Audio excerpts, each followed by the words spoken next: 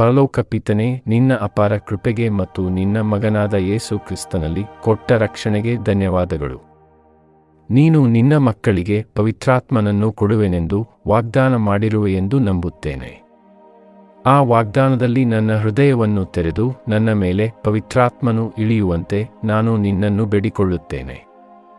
ನನ್ನ ಜೀವನವು ನಿನ್ನ ಚಿತ್ತಕ್ಕೆ ತಕ್ಕಂತೆ ರೂಪಾಂತರವಾಗಲೆಂದು ದಯಮಾಡು.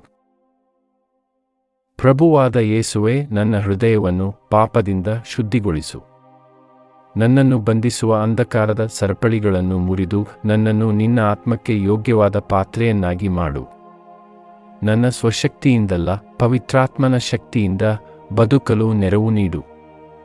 ನನ್ನೊಳಗೆ ನಿನ್ನ ಅಗ್ನಿಯನ್ನು ಹಚ್ಚಿ ನಿನ್ನ ಸತ್ಯಕ್ಕೆ ಧೈರ್ಯದಿಂದ ಸಾಕ್ಷಿಯಾಗಲು ನನಗೆ ಬಲ ನೀಡು. ಪವಿತ್ರಾತ್ಮನೇ, ನನ್ನ ಜೀವನವನ್ನು ನಿನ್ನ ಸಾನ್ನಿಧ್ಯದಿಂದ ತುಂಬಿಸು. ನನ್ನ ಹೃದಯದಲ್ಲಿ ನಿನ್ನ ಪ್ರೀತಿ, ಶಾಂತಿ ಮತ್ತು ಶಕ್ತಿಯನ್ನು ಹರಿಯಲು ಬಿಡು. ನನ್ನ ತುಟಿಗಳನ್ನು ತೆರೆದು ದೇವರ ಮಹಿಮೆಯನ್ನು ಧೈರ್ಯದಿಂದ ಸಾರಲು ಸಾಧ್ಯವಾಗುವಂತೆ ಮಾಡು. ನಿನ್ನ ಸೌಮ್ಯ ಸ್ವರವನ್ನು ಕೇಳಿ ನಡೆಯಲು ನನಗೆ ಬೋಧಿಸು. ನನ್ನ ಜೀವನವು ಇತರರಿಗೆ ನಿನ್ನ ಆಶೀರ್ವಾದಗಳ ಮಾರ್ಗವಾಗುವಂತೆ ಮಾಡು. ಪ್ರೀತಿಯ ದೇವರೇ, ನನ್ನ ಹಳೆಯದು, ಇಂದಿನದು ಮತ್ತು ಭವಿಷ್ಯವೆಲ್ಲವನ್ನು ನಿನ್ನ ಕೈಗೆ ಒಪ್ಪಿಸುತ್ತೇನೆ. ನನ್ನ ಪ್ರತಿಯೊಂದು ಹೆಜ್ಜೆಯನ್ನು ನಿನ್ನ ಚಿತ್ತದಂತೆ ನಡೆಸು. ನಿನ್ನ ರಾಜ್ಯವನ್ನು ವಿಸ್ತರಿಸಲು ನಾನು ಉಪಯೋಗವಾಗುವಂತೆ ಮಾಡು.